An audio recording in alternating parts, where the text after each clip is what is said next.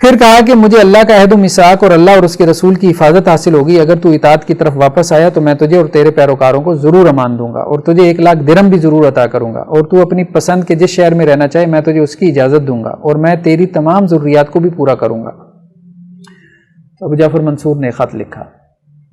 ٹھیک ہے، اور انہوں نے کہا کہ آپ کی ساری ضرورتیں پوری کروں گا، جس شہر میں رہنا چاہیں 1,00,000 درہم بھی دوں گا، آپ یہ بغاوت چھوڑ دیں۔ پھر محمد بن عبداللہ نفس زکیہ نے ابو جعفر منصور کو خط لکھا۔ اس خط میں کیا ہے؟ اس خط میں یہ بات کہی ہے، یہ شروع کہاں سے ہو رہا ہے؟ نتلو علیک من نبأ موسیٰ وفرعون بالحق لقوم یؤمنون ان فرعون علا فی الارض، کہ فرعون نے جو ہے وہ زمین میں سرکشی مچا دی۔ وجعل اہلها شیعا یستضعف طائفة منهم یذبح ابناءهم ویستحیی نساءهم انه کان من المفسدین۔ ان آیات کے ترجمے جو ہے وہ اٹھا کے دیکھ لیں، ٹھیک ہے، کیا ترجمہ ہے ان کا، کہ وہ ابو جعفر منصور کو فرعون کی جگہ پہ رکھ رہے ہیں، خود کو موسیٰ کی جگہ پہ رکھ رہے ہیں، کہ فرعون نے جس طرح جو ہے وہ زمین میں سرکشی کر کے کمزور لوگوں کو دبا لیا تھا، اور یہی کام بنو عباس کر رہے ہیں کہ فاطمیوں کو دبا رہے ہیں، ٹھیک ہے، کیونکہ حضرت حسین رضی اللہ عنہ کی اولاد میں سے جو اس وقت حیات تھے، حضرت جعفر صادق علیہ الرحمہ، تو وہ ذرا گوشہ نشین ہو گئے تھے۔ تو پھر کہا کہ میں تجھ پہ اسی طرح امان کو پیش کرتا ہوں جس طرح تو نے مجھ پہ پیش کی، اور میں تم سے زیادہ اس امارت کا حقدار ہوں، اور تم ہمارے ذریعے اس تک پہنچے ہو۔ یہ وہی بات کر رہے ہیں کہ ہمارے ذریعے، فاطمیوں کے ذریعے سے تمہیں اقتدار ملا ہے، یہ بنو عباس کو سنا رہے ہیں۔ بلا شبہ حضرت علی وسیع اور امام تھے، تم اس کے بچوں کے زندہ ہوتے ہوئی اس کی حکومت کی کس طرح وارث بن گئے؟ تم تو بنو عباس ہو، ہم حضرت علی کی اولاد میں سے ہیں، اور ہم نسبی لحاظ سے روئے زمین کے باشندوں سے اشرف ہیں، اور رسول اللہ علیہ وسلم جو سب لوگوں سے بہتر تھے ہمارے نانا ہیں، یعنی ہم سب سے زیادہ ہمارا حسب نسب اعلیٰ ہے، رسول اللہ علیہ وسلم ہمارے نانا ہیں۔ خدیجہ رضی اللہ عنہ جو آپ کی سب سے افضل بیوی ہماری نانی ہے، اور آپ کی بیٹی حضرت فاطمہ ہماری ماں ہیں، اور وہ آپ کی بیٹیوں میں سب سے زیادہ معزز ہیں، اور ہاشم نے 2 دفعہ علی کو جنم دیا، اور حسن کو عبد المطلب نے 2 دفعہ جنم دیا، اور وہ اس کا بھائی حسن نوجوان نان بہشت کے سردار ہیں، اور رسول اللہ صلی اللہ علیہ وسلم نے میرے باپ کو 2 دفعہ جنم دیا، اور میں بنی ہاشم کا سب سے زیادہ شریف النسب اور باپ کے لحاظ سے سب سے زیادہ خالص ہوں، مجھ میں عجم کی ملاوٹ نہیں، اور نہ میرے بارے میں امہات اولاد کی کشاکش پائی جاتی ہے۔ اچھا، ان کی جو حضرت حسن کی اولاد میں سے یہ ہے نا محمد بن عبداللہ نفس زکیہ،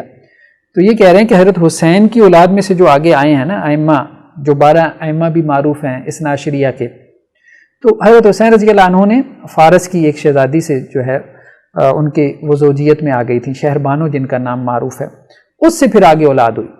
تو وہ اگرچہ حضرت حسین کی اولاد میں سے ہیں لیکن ماں کی طرف سے وہ اجمی ہیں، یعنی فارس کے خون کی ملاوٹ ہو گئی۔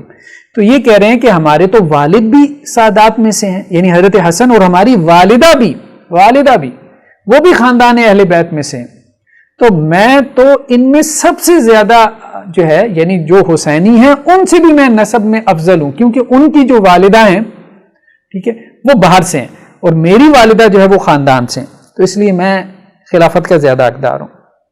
یار یہ نیک بھی بہت ہے، متقی بھی بہت ہے، پرہیزگار بھی بہت ہے، اس لیے ان کا نام ہی نفس زکیہ پڑ گیا، اور میں اس کا بیٹا ہوں جو جنت میں سب لوگوں سے بلند درجہ ہوگا اور سب سے کم عذاب والا ہوگا۔ اب یہاں پہ 2 باتیں کہی ہیں،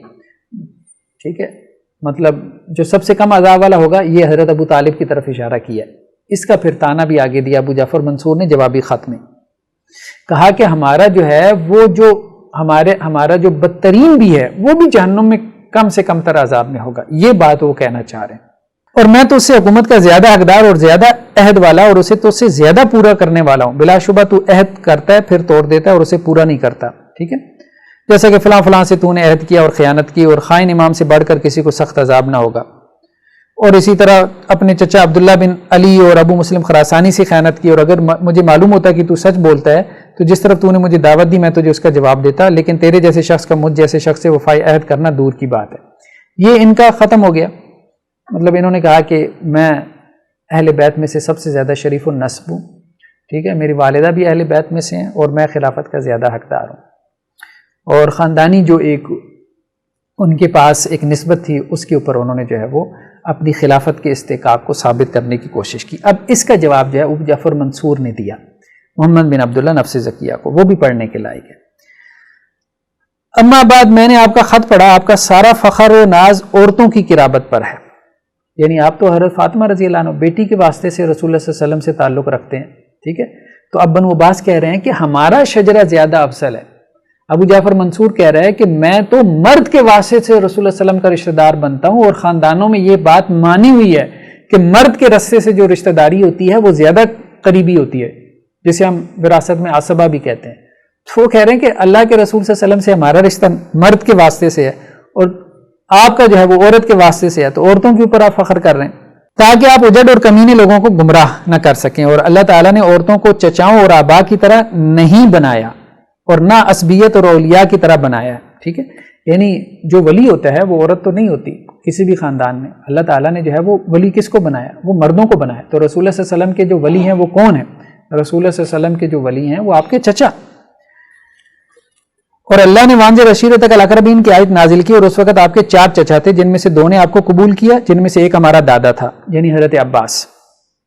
اور 2 نے انکار کیا جن میں سے ایک تمہارا باپ تھا، یعنی ان کو معاذ اللہ تعالیٰ بھی دے دیا حضرت ابو طالب کا،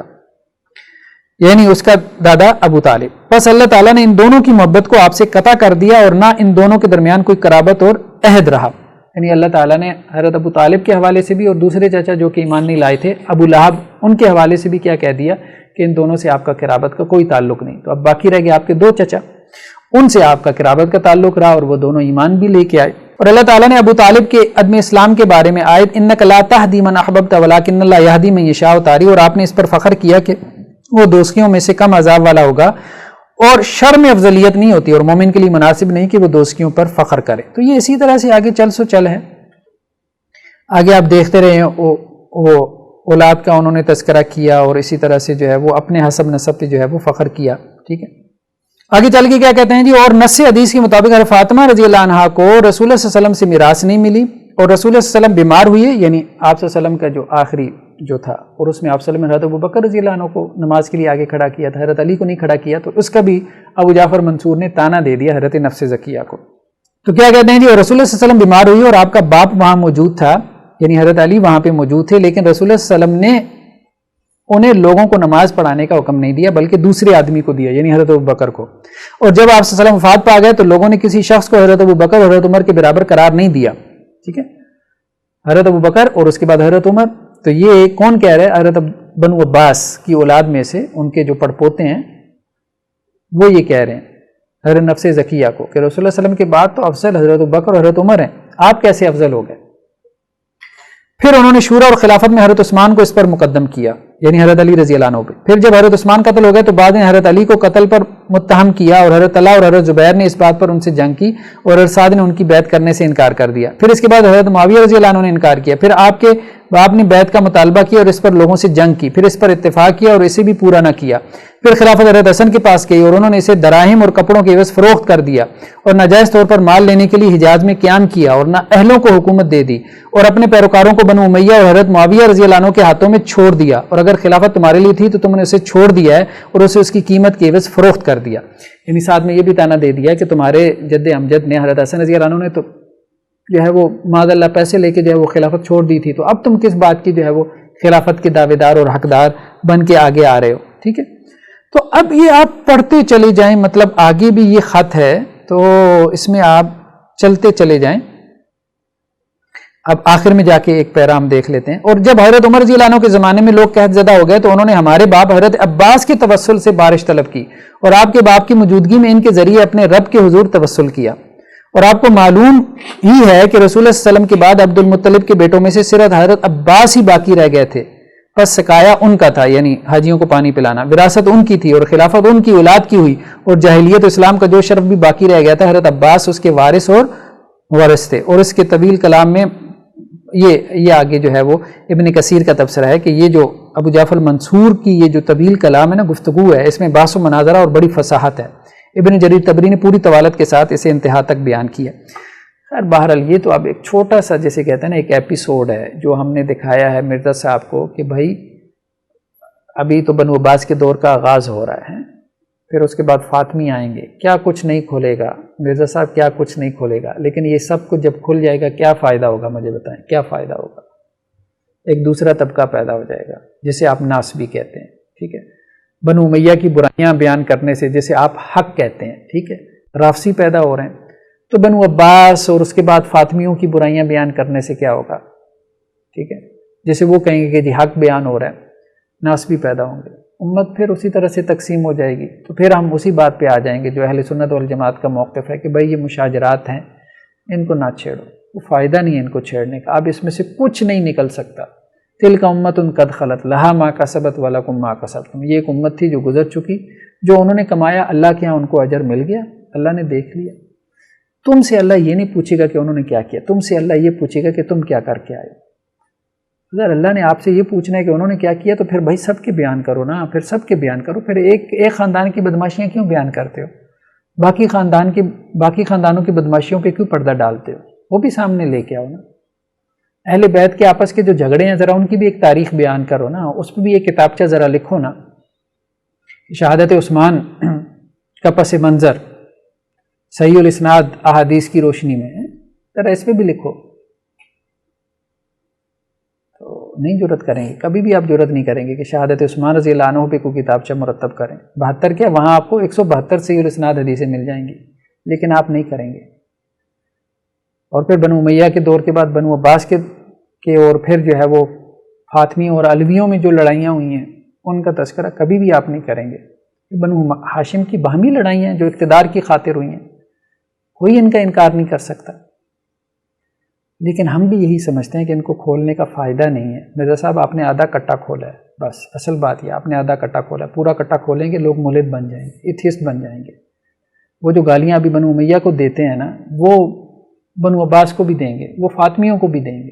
وہ بنو ہاشم کو بھی دیں گے، اور پھر دین اسلام سے جاتے رہیں گے. کیا فائدہ ہوگا آپ کے اس حق بیان کرنے کا؟